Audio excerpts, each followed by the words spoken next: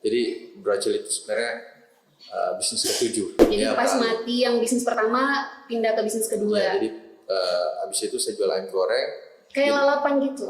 Jadi gitu ya. sudut pandangnya saya ini karena kan kita kan sister company, jadi misalnya as people di Brocil itu bisa di switching ke mereka buat belajar.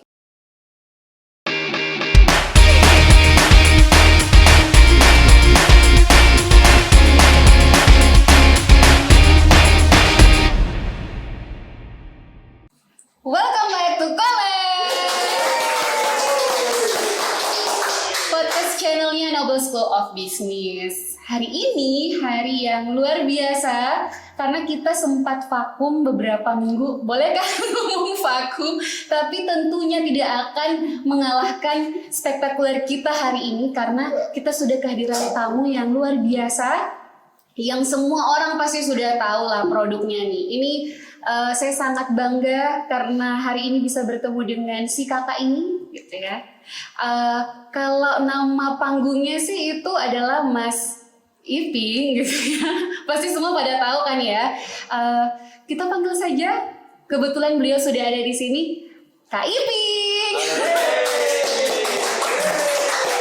Namanya menarik, Kak Iping. Padahal sebenarnya nama lengkapnya Rahmat Al-Mu'arif. Gitu. Dari nama Stefan. Oh, nama lengkapnya Stefan William. Sebelum kita bahas tentang produk nih, kita kenalan dulu ya tentang kehidupan pribadinya. Boleh nggak sih? Rahmat ya, dari Rahmat ke Iping itu luar biasa perbedaannya loh. Saya pikir tadi namanya itu Arifin gitu. Kok bisa jadi Iping? Jadi waktu itu saya tanya mama kan, kenapa namanya Iping ini? Oh, ternyata dari Yunani katanya. Serius? Nah, jadi semua saudaranya namanya Muhammad, Yardam, Muhammad Irsyad. Nah, saya jadi sendiri kalau Rahmat Al-Mu'arif. Oh, jadi gitu. memang something different dari lahir. Oh, jadi Ipingnya juga beda juga? Iya, jadi diambil namanya karena Arif, jadi seolah-olah Arif. Kayak gitulah. Oh. Jadi namanya, tapi namanya Rahmat Al-Mu'arif sebenarnya. Oh, iya. Dari mukanya sih muda banget ya. Masih 25 Kak? Muda banget nih, saya juga nggak nyangka ternyata beliau ini sudah umur berapa? Under 30 lah ya. Di usia yang under 30 ini real lah ya. Berapa dong? 30. 30 ya. Bulan 4 kemarin. Bulan 3 kemarin. Oh, bulan 3, wah sama dong bulan saya. Jangan-jangan kita satu ulang tahun ya. Tanggal berapa nih? Tanggal 4. Oh, tanggal 4. Ya beda. Masih muda saya berarti. Di usia 30 tahun nih saya merasa emas banget ya. Karena umur 30 tahun tapi sudah punya produk yang di mana-mana itu sudah orang kenal gitu loh. Sebut saja adalah Brocil ya. Boleh nggak sih diceritain Brocil itu dimulai atau sepak terjangnya Brocil dari 0 sampai sebesar sekarang itu seperti apa? Ya, jadi saya ngomong singkatnya aja karena soalnya kan udah habis selesai. Jadi ya sebenarnya alhamdulillah diamanahkan di bisnis brownies waktu itu ya. Jadi Brocil itu sebenarnya bisnis ketujuh. Jadi dulu dari peternakan ayam ikan, terus waktu itu alhamdulillah kita modalnya dari nabung, terus pelan-pelan kita beli bibit. Alhamdulillah 2 bulan sebelum panen itu mati semua. saya pikir baru terus berkembang ya. itu saya jualan. Kita ini keluarga? Saya sama teman. Oh, oke. Jadi, ada lahan sawah di dekat rumah itu yang kita kembangkan. Ternyata pas waktu itu musim panas panjang, makanya jadinya ini airnya surut dan mati semua. Karena kan waktu itu 5.000 ekor kan. 5.000 ekor. Nah, terus habis itu saya jual ayam goreng pinggir jalan gitu. Jadi Beralih ya. Jadi ya, pas beralih. mati yang bisnis pertama pindah ke bisnis kedua. Ya, jadi habis itu saya jual ayam goreng. Kayak lalapan gitu. Bukan Kak. Jadi ayam goreng crispy. Oh, yang goreng crispy. Namanya mungkin warung Mas Iping. Jadi Bukan. mungkin namanya Nyaman Fried Chicken. Oh, Jadi Nyaman waktu Fried itu Chicken. malah dulu saya sering main ke ini. Tahun berapa? Tahun 2010-2011. Oh, oke. Jadi waktu itu kan memang saya basically di pesantren di MIM. Nah, di MIM itu saya selalu jual baju. Jadi sudah ada bakat-bakat jualannya dari dulu ya? Iya, sebenarnya dari kecil sih, dari jual kambing teh, bla bla bla, semua dari pelan-pelan belajar karena kita lahir dari keterbatasan juga. Saya anak bersaudara, saya anak ketiga. waktu itu saya jualan goreng juga. Jadi pagi-pagi tuh setiap pagi sholat subuh saya pergi beli ayam diablam. Oke. Jadi beli ayam diablam. Ayam potong. Ayam potong. Oke. Terus siang saya pergi kuliah, sore saya goreng, malam jualan. Oke. Itu kurang lebih setahun kita jalani. Ya panas-panas, dia dorong gerobak ke depan. Oh, pakai gerobak. Iya, pakai gerobak. Oke. Jadi waktu itu saya teman-temanku pergi nonton karaokean anak muda. Saya memilih untuk pakai baju batik jualan pinggir jalan. Pakai batik ya, luar Tapi, biasa loh. Waktu itu emang niatnya dari awal. Alhamdulillah saya ketemu sama. Dulu saya sering ke Nobel itu karena kebetulan foundernya Nobel kan Dewan Pembinanya waktu itu TDA Makassar, komunitas tangan di atas. Waktu itu kan saya sering main ke sana, dengar senior-senior di TDA ngomong tentang bisnis. Jadi memang betul-betul waktu itu ya saya orang di bawah, saya belajar. Saya lagi proses mencari passion, apa sih yang menarik buat saya, yang cocok passionnya. Nah, saya jalani. Terus habis itu mati juga. Terus saya bisnis apalagi namanya jamur tiram waktu itu. Jamur. Jadi, ya saya beli dari Sleman, terus bibitnya, terus saya bikin sendiri versinya saya. Digoreng juga. Jadi jamurnya bikin bibitnya. Jadi ini baklongnya apa semua. Iya iya. Alhamdulillah pas jalan 2 minggu warna putih semua, jadi dia tumbuh kan. Oh iya. Nanti minggu depannya warna hijau semua, jadi kena bakteri. Alhamdulillah mati semua lagi. Itu tahun berapa tuh? Itu interval 2010-2011. Terus pokoknya dari itu terus jual madu juga pernah. Saya yang antar-antar madu apa nih? madunya. Madu kuat? Madu kita. Jadi, madu kita. waktu itu saya ada distributor madu, saya kerja di dia. Jadi sambil kuliah saya sambil pergi antarkan produknya orang. Kalau ada pameran saya isi pameran.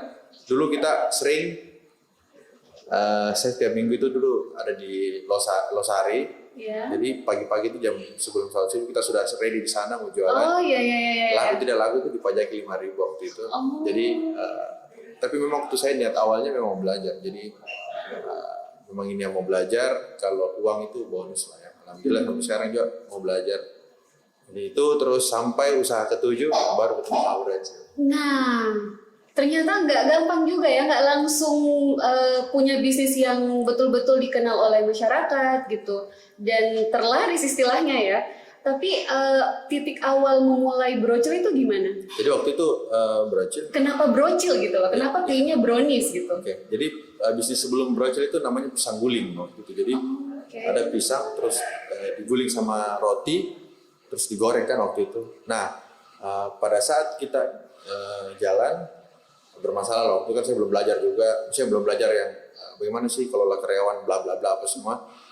Ternyata karyawan itu masuk jam 4 pulang jam 5. Ternyata kan harusnya masuk jam 10 pulang jam 5.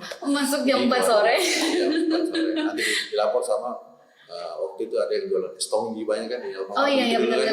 Yang lapor, "Bos, itu orang tak gini lah." Nah, terus break lagi. Waktu itu saya ke Bali ikut lomba bola.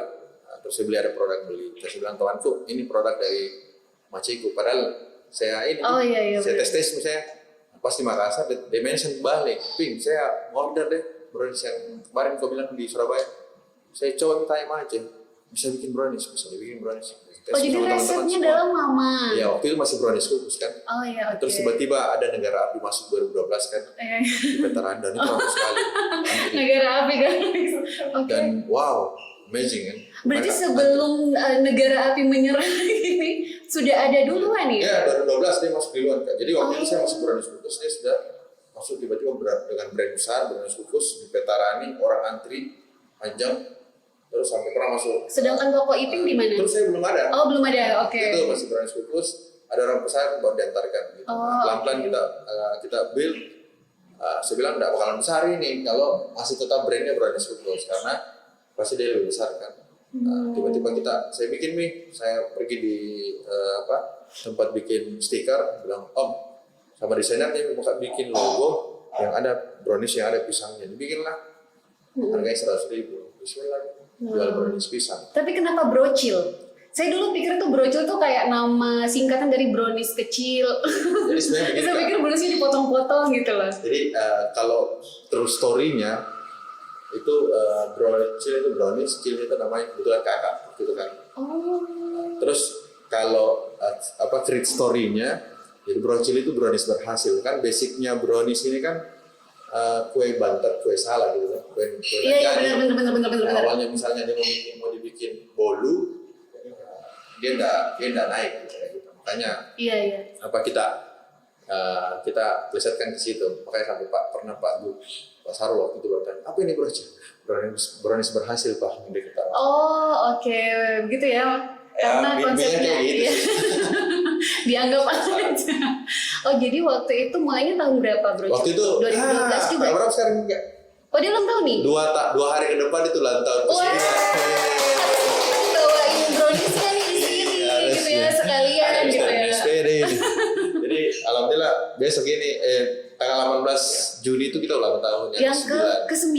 Oh udah ke-9 tahun ya. Brocil ini dimulai dari uang beasiswa miskin tak mampu dari kampus itu 1,2 juta. 1,2 juta itu modal pertamanya. Modal pertama itu membeli mixer, kita beli mixer. Terus sama teman juga nih atau sama keluarga? Sendiri sama keluarga waktu itu. Jadi saya beli mixer, terus beli kukusannya yang masuk 4, cuma 4 terus dihitung sampai sejam. Jadi waktu itu waktu itu kan main Twitter, jadi coming soon Brocil brownies pesan. Terus saya tanya nih, jadi orang hari ini pesan besok diantarkan, begitu terus. Atau kadang misalnya pre-order gitu ya? Iya, saya pergi dulu kan saya beli kemasan di Agung.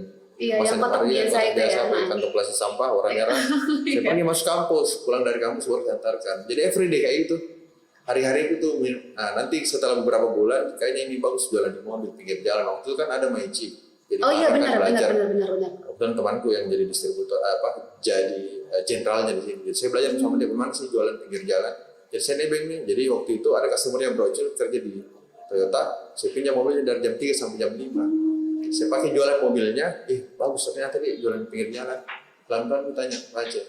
Alhamdulillah kita waktu itu bisa nyicil 4,8 juta per bulan itu dari sewa mobil ya. Itu inisiatif sendiri tuh tiba-tiba dapat insight bagus kayaknya ya jualan pakai mobil. Karena waktu itu melihat kan kebetulan teman saya jenderalnya Maici. Kan waktu itu kan Maici masih. Iya benar-benar. Bagus ini sering saya tongkrong, bagus ini jualan pinggir jalan nih. Karena waktu itu sosial media belum terlalu hype. Sampai sekarang kan. Kalau sekarang kan semua tinggal di foto aja gitu ya. Dulu itu kan kita tidak, modalnya cuma Twitter. Nah, alhamdulillah saya kebetulan orang komunitas, saya main di komunitas dan banyak teman, alhamdulillah banyak teman yang bantu. Jadi setiap ada event itu saya support Brocil, terus minta bantu share lah kayak gitu. Karena kan kita basicnya from nothing. Iya. Yang menarik adalah dari pertama itu bisnisnya kan mulai dari peternakan ya, kemudian pindah lagi, terus tiba-tiba jadi makanan nih. Kenapa sampai akhirnya tuh jadinya tidak ada brownies saja gitu? Jadi itu apa kesukaan sendiri gitu? Dari perjalanan pertama sampai terakhir itu kesimpulannya passion saya itu jalan-jalan dan makan. Oh oke. Berarti sebenarnya bisnis karena ada kesenangan di situ ya? Saya kemarin cari passion saya, ternyata saya suka makan dan jalan-jalan. Jadi ketika saya lagi suntuk atau lagi crowd lah ya, saya pasti jalan dan makan. Jalan dan makan. Iya, jadi sembari makan sembari olahraga. Iya, makanya saya harus olahragain supaya saya imbangi makan. Tapi brownies itu kesukaannya Ipin bukan? Atau kebetulan aja gitu? Sebenarnya kalau ditanya suka, ya suka karena kadang kan begini ya, negara api itu waktu itu kan guru saya, jadi makanya kalau saya makan kue, saya suka makan kue. Biasa kalau kita keluar, kita lagi jalan di luar, saya cari memang kue-kue yang different lah ya di Indonesia, dan kita tes ini menarik ini, misalnya dari tampilannya kah atau dari tes. Sekarang saya bungkus, saya bawa pulang, anak coba dulu bikin. Ada satu produk itu dari Bali, jadi waktu itu saya lari di Bali, lari maraton di Bali, terus saya bawa pulang waktu itu Pai Susu. Saya kirim sama R&D-nya kita, tolong dibikinkan. Sampai hari ini ada produknya. Iya, saya sempat ketemu sama Pai Susunya tuh ya. Cuman belum beli karena lebih tertarik sama browniesnya. Tapi next time dicoba ya. Nah, kita lagi bikin beberapa produk yang minimal masuk di beberapa market lah. Iya. Menarik ya. Tapi untuk modal awal yang 1,2 itu ya. Iya. Itu dari bisnis pertama modalnya sendiri kah atau dibantu orang tua kah? Jadi kalau yang brownies kan kebetulan ada dana dari kampus ya. Jadi waktu itu ada beberapa case lah ya waktu itu, termasuk om saya waktu itu kan kebetulan developer, terus dia mau rental mobil sebulan. Saya kan punya ada beberapa teman yang punya rental mobil, jadi rental mobil sebulan 5 juta, 2,5 saya kasih dulu, 2,5 saya bayar bisnis. Oh iya. Proses cicil, Itu belajar dari mana itu hitung-hitungannya tuh? Dari orang Atau tua. gambling aja udah maju aja gitu? Jadi bedanya kita yang sekarang, saya yang sekarang sama yang dulu itu, kalau dulu itu kayak anak kecil pokoknya tabrak tempo belakang baru diatur kan. Tapi kalau sekarang kan harus pelan-pelan. Masih mikir ya. Iya, jadi intinya terukur lah ya kalau sekarang. Modal terbesarnya itu apa? Nah, memang yang Iping keluarkan buat usaha-usaha yang dimulai dari nol sampai sekarang. Saya modal terbesar itu ya saya diberi kesehatan sama Tuhan. Oh iya. Jadi memang sehat itu yang paling utama ya. Diberi kesehatan, terus diberi network teman-teman yang selalu support, karena ya, saya tidak pernah tahu kapan saya bakalan give up. Makanya ketika saya mau give up, saya bakalan ketemu sama teman-teman. Saya minta feedback sama teman-teman, atau saya bakalan lihat apa sih kenapa saya harus memulai bisnis waktu itu. Makanya sampai hari ini ketika kayak kemarin COVID kita diserang, sebenarnya yang diserang COVID itu bukan bisnisnya, tapi ownernya. Kita sebagai owner yang kita diserang, dan mental betul-betul kita diserang, karena ya, kalau ketika ownernya tidak bisa berpikir ya sudah nanti. Itu menarik deh. Pas pandemi yang dimulai dari tahun lalu ya, kan memang terasa banget nih.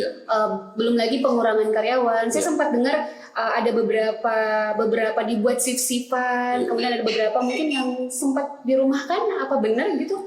Itu gimana ngelolanya tuh? Supaya tetap eksis aja nih Brocil. Iya. Jadi waktu itu kalau kita malah, saya ingat itu kita PHK nggak ada. Tapi kita atur shiftnya, bagaimana caranya teman-teman bisa masuk semua kan. Dalam artian ya, kalau kita bilang selama ini dia masuk 30 hari, bagaimana caranya mereka masuk semua, tapi mungkin waktunya tidak 30 hari. Alhamdulillah itu bertahan kurang lebih 3 bulan, kita ambil nafas panjang, setelah itu baru kita pelan-pelan beres. Penjualan gimana nih? Waktu pasti itu drop, semua drop. Sempat ya? Iya, semua drop. Tapi alhamdulillah kita ada produk satu yang membantu waktu itu ya. Jadi ada yang produk Cocomel kita. Oh iya. Saya pernah dengar tuh. Iya, itu viral sampai 85 kabupaten kota. Bukan. Waktu itu punya 85 reseller, kita punya sampai di Sulawesi Tengah resellernya. Saya tidak pernah ke Marwahali sampai ada di sana kan produknya. Dari sini kita belajar ternyata. Tapi waktu itu karena kita tidak butuh, karena waktu itu kita butuh uang untuk jalankan operasional, jadi kita tidak bikin aturan mainnya. Jadi waktu itu satu kabupaten itu terserah berapa banyak, yang penting saya cepat ini. Malah di toko itu tidak ada produk yang kita distribusi terus keluar. Oh iya. Tapi begitu Mi, karena kita tidak bikin aturan, kita tidak jaga hype-nya, kita tidak jaga rare-nya, sudah hilang lagi. 4 bulan paling. Tapi alhamdulillah cukup lah, tidak apa-apa. Iya. Karena dia bantu. Yang penting eksis ya, yang penting masih membantu ya, operasional yang paling penting. Kita yang bantu. Terus kedua kita punya database dari gara-gara itu. Iya benar. Kita lagi prepare sambil beresin analisis. Iya. Saya sempat cek Instagram nih. Saya suka kepo ini Instagramnya dia. Ada yang menarik quotes-nya kayaknya ya. From nothing gitu ya. From nothing to something. Kalau nggak salah yang kalau orang mau berbisnis itu nggak ada yang langsung jadi ya. Tapi kita harus take step by step gitu ya. Nggak langsung ambil yang big steps. Jadi ambil small steps gitu ya. Itu apa yang Iping coba sampaikan nih ke teman-teman, khususnya buat anak-anak Nobel yang lagi merintis usaha. Saya merinding. Iya. Ini kayaknya filosofi banget ya. Saya begini. Jadi kan kebanyakan kita, jadi kita punya goals. Semua orang bukan berbisnis. Kita tahu kita mau kemana, goalsnya kemana. Terkadang kita lupa kita start dari mana. Kita tidak pernah lihat kondisinya kita sekitar kita itu apa, kita lagi berpijak di mana. Tapi di perjalanan kita selalu samakan diri itu sama orang lain yang sudah starting, kayak gitu. Otomatis kan beda startingnya. Makanya kalau saya sih, ya saya memulai dari nol, saya memulai dari tidak ada, tapi karena saya punya goals, saya kerja pelan-pelan. Jadi everyone punya pet sendiri, tapi petnya saya sendiri itu saya kerja pelan-pelan, step by step. Habis itu kita beresin lagi, kita evaluasi lagi, kayak gitu sampai ya kalau mau dibilang something pun tidak ada sih sebenarnya. Kata something itu tidak ada karena kita tidak pernah tahu ini ujungnya apa. Ujungnya di mana? Tergantung sih long term vision atau short vision. Makanya balik ke kita, kalau memang misalnya anggaplah short term visionnya 5 tahun ke depan kita punya pabrik bla bla bla bla, tapi long term vision kan jauh ini panjang. Mau jadi apa sih sebenarnya? Iya. Saya sering nonton YouTube-nya Pak TP Rahmat, Dato Sri, ya sampai dia bilang dia nggak mau lihat orang Indonesia itu minta-minta di jalan. Nah itu semua punya mimpi kan, semua punya bikuainya. Kalau saya bilang, kalau guruku bilang sama saya, Iping, don't be like everybody else, just be you. Jadi jangan pernah jadi orang lain, harus jadi diri sendiri. Kau yang punya mimpimu sendiri dan kau tahu mau kemana. Iya, mantap ya.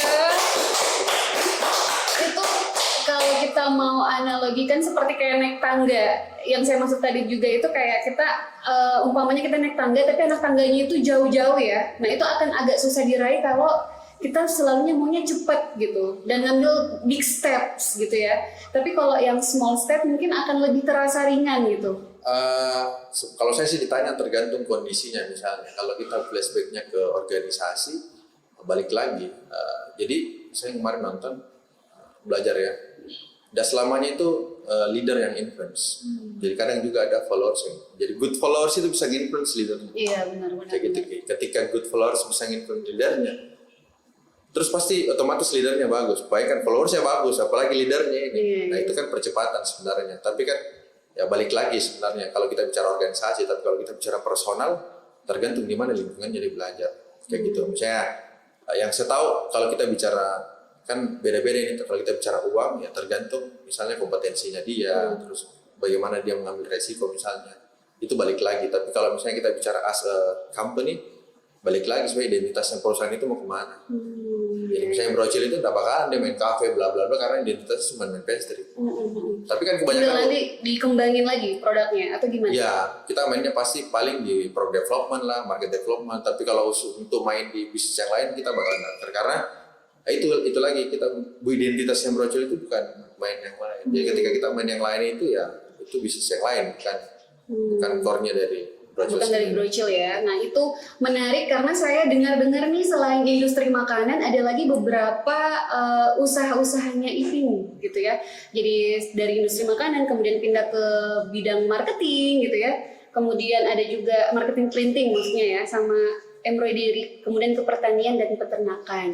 Nah gimana sih cara Iping membagi waktu menjalankan bisnis yang berbagai macam bisnis ini? Saya semakin belajar lagi, malah saya nggak mau itu sentuh itu Kak. Yang mana itu? Jadi saya sebenarnya mau fokus, tapi kan waktu itu belum terlalu fix. Oke. Jadi kalau sekarang ditanya pasti pilihnya ke Brocil, fokus Brocil. Kalau yang lain kan kebetulan saya ada merger sama teman-teman itu bikin konveksi waktu itu tahun lalu. Jadi tahun ini tahun keduanya kita, sama ada itu namanya Tapada. Kalau yang sekarang ini digital agency marketing itu kita namanya Skena kita bikin itu bareng sama teman-teman juga berempat, kantornya di Jakarta.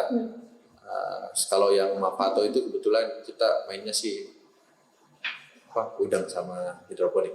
Itu yang Skena itu di Jakarta ya? Berarti iya, base-nya di Jakarta. Iya, itu lumayan banget loh dari Jakarta. Terus Iping juga di sini ngelola bisnisnya. Itu gimana ya cara kalian bisa kerja bareng gitu? Kalau kebetulan kalau di 2-3 perusahaan ini, itu saya dari organisasinya. Jadi saya bagian penyetor modal gitu ya? Kan menarik dari luar. Jadi kan saya yang belajar, saya yang kerja organisasinya. Kayak gitu. Kalau itu kan rata-rata kita modalnya dari bawah sebenarnya. Jadi kayak konveksi ada perusahaan konveksi kita merger dari 3 jadi 1. Saya di luar organisasi, saya yang tarik dari luar. Dalam artian saya yang perbaiki organisasinya, SDM-nya, people-nya, saya yang tarik keluar. Jadi sudut pandangnya saya ini. Karena kan kita kan sister company, jadi misalnya people di Brocil itu bisa di switching ke mereka buat belajar. Ya. Jadi sebenarnya orang-orang yang di Brocil juga itu bisa kita kirim ke berbagai bantu gitu ya untuk belajar juga ya. Apa ini sebagai identitas sebagai professional coach leadership? Nah, kalau itu betulan itu memang bentuk apa tuh ceritanya? Maksudnya apakah jasa kah, konsultan kah? Jadi kan gini Kak, yang kebetulan saya kemarin certified professional coaching dari Wah mantap ya, profesional certified loh.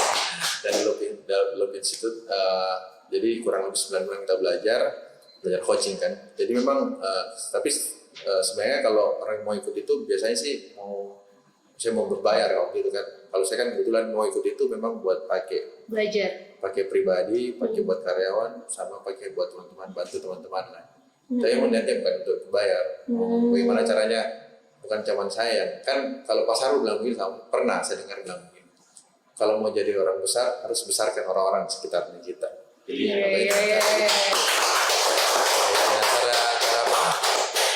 cara seperti itu yang kita bisa growth bareng lah ya. Kan kayak ini kan lagi banyak in charge di TDA, bantu teman-teman UMKM. Jadi biasanya sih saya masuknya lewat coaching, baru setelah itu baru kita mentoring. Oke. Saya tertarik bahas tentang TDA nih. Ini banyak banget ya pertanyaan ke Iping, maaf ya Iping, soalnya jarang-jarang nih manggil seorang narasumber yang inspiratif banget sih, khususnya buat saya pribadi ya. TDA itu yang saya pikir selama ini kayak macam organisasi yang kalau ada musibah mereka turun tangan gitu. Jadi memang dari singkatan aja kan tangan di atas ya, bener ya? Tetapi kalau yang saya lihat kayak lebih ke coaching gitu ya. Jadi sebenarnya begini, saya kebetulan dari 2011 di TDA, waktu itu masih anak kampus ya kan, belajar di TDA, saya butuh lingkungan tempat belajar. Jadi memang waktu itu awal-awal TDA itu dikiranya itu komunitas sosial, Nah, kesini kita pelan-pelan edukasi. TDA itu tempat belajar sebenarnya.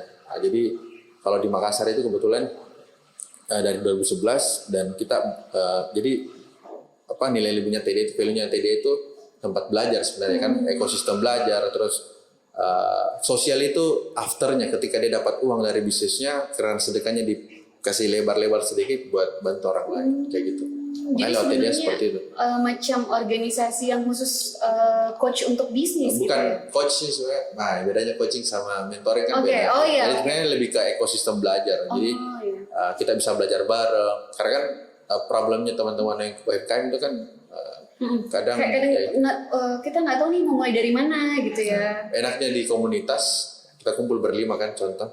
Terus tiba-tiba misalnya gaul ini lagi bisnisnya drop bla bla bla, ternyata ada yang lebih gaul daripada dia. Jadi kita saling ketawa-ketawa. Tapi itu kalau mau masuk ke situ gimana?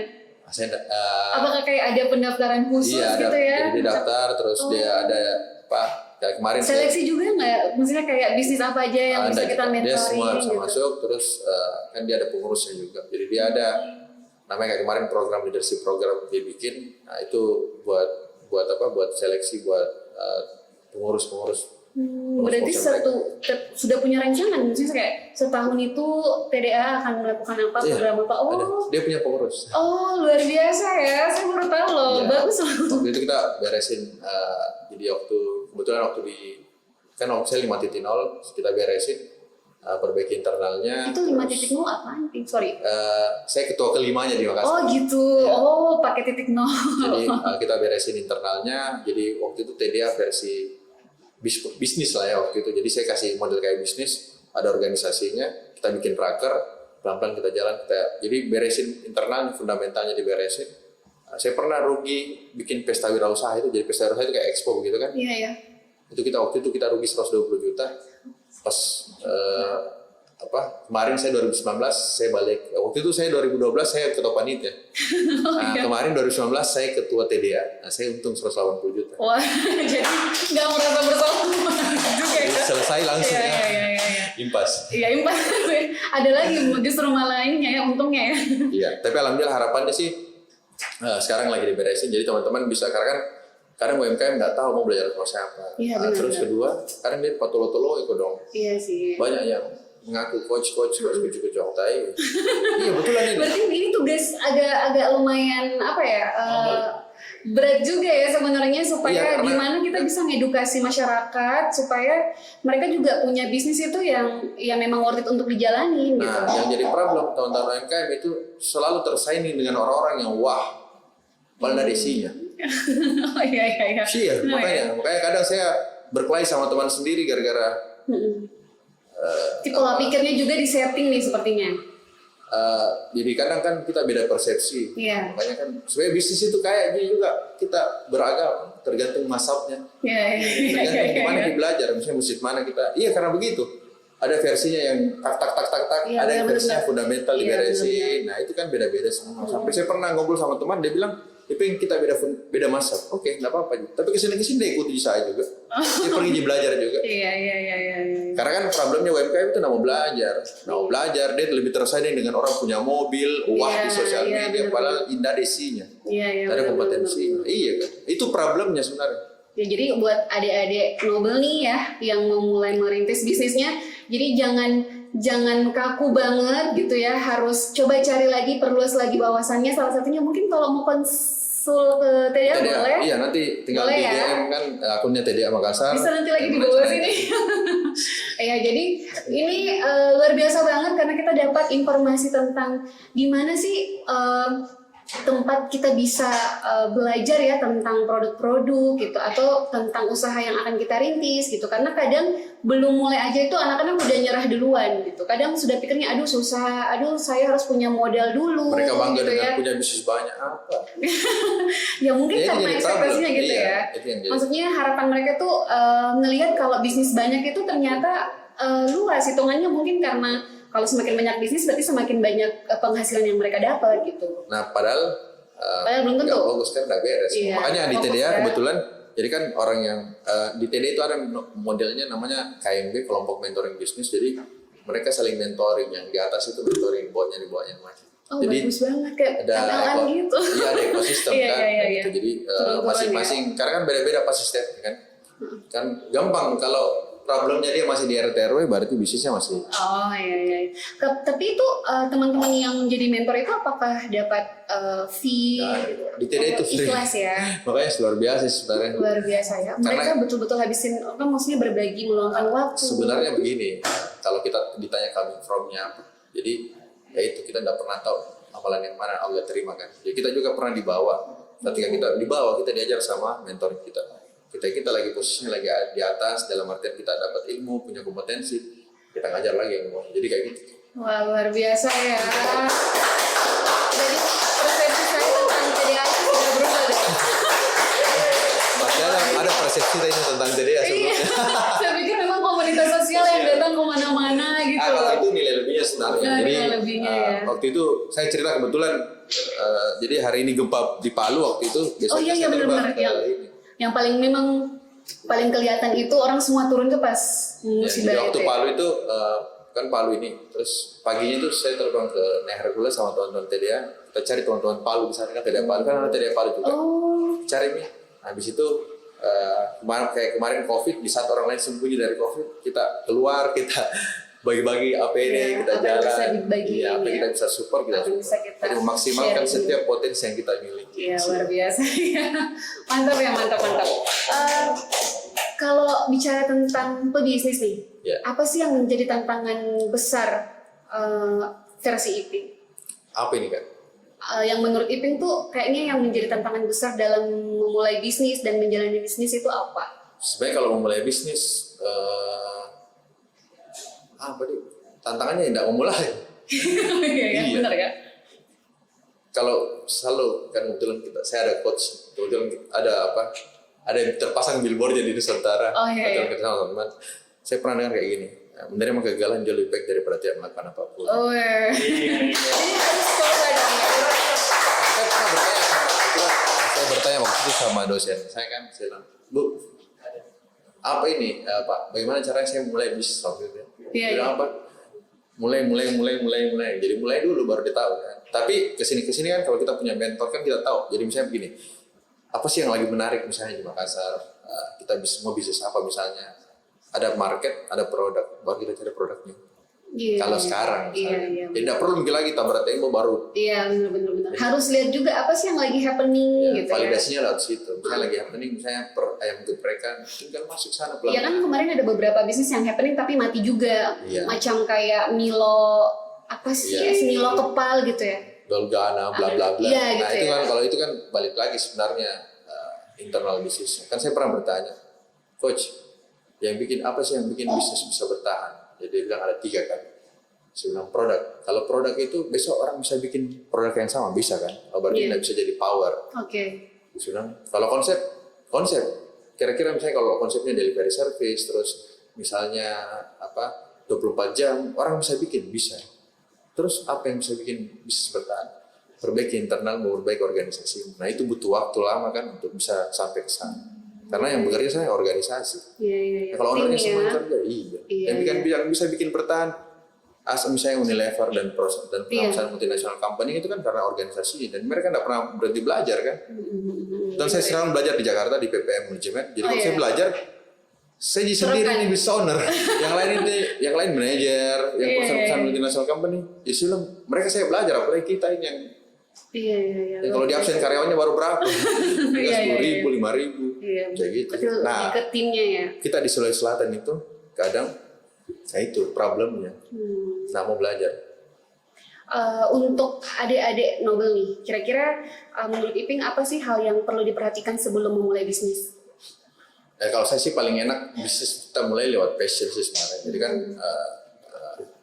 temukan big why-nya dulu. Jadi supaya kuat gini harus tahu dulu big why-nya. Nah waktu itu kalau saya ditanya big why-nya apa ya, kebetulan waktu itu ya itu kita lahir dari keluarga yang biasa-biasa. Kebetulan bapak waktu itu jadi petugas PDAM, tukang tutup ledeng 32 tahun. Dan berapa sih yang anaknya nambung di biaya sekolah. Jadi saya big why-nya waktu itu saya break the chain kemiskinan di rumah. Bagaimana caranya kita bisa, yang selama ini kita dianggap remeh sama orang, kita bisa balik lah. Luar biasa ya. Ini inspiratif banget. Ini ada satu pertanyaan terakhir ya. Kira-kira pesan buat adik-adik Nobel nih dari Kak Iping dan semua yang stay tune di podcast kita hari ini. Kira-kira pesan atau closing statement-nya untuk mereka seperti apa nih Kak? Misal kalau kita lagi running bisnis kan, orang yang pertama dan terakhir percaya dengan kita itu kita sendiri. Jadi harus percaya diri sendiri ya. Iya. Kita yang percaya sendiri bukan orang lain. Jadi whatever lah, mau orang lain bilang apa, kita yang lebih percaya diri kita sendiri. Iya luar biasa ya. Jadi kalau memulai usaha atau bisnis, yang paling pertama adalah percaya dulu sama diri kita sendiri ya. Kita harus mampu atau tidak mampu gitu ya. Kalau kita sendirinya aja nggak percaya, gimana orang lain bisa percaya kita gitu. Jadi intinya adalah bagaimana kita menguatkan diri dengan rasa kepercayaan diri yang tinggi yang sekarang diterapkan oleh Kak Iping ini. Terima kasih banyak Kak Iping. Ini sangat inspiratif sekali ya. Terima kasih banyak atas waktunya. Ya, kita Saya kira 2 jam. Tadi nggak sih? Oke, kalau begitu teman-teman jangan sampai terlewatkan lagi podcast kita. Tetap stay tune di podcast Nobel School of Business.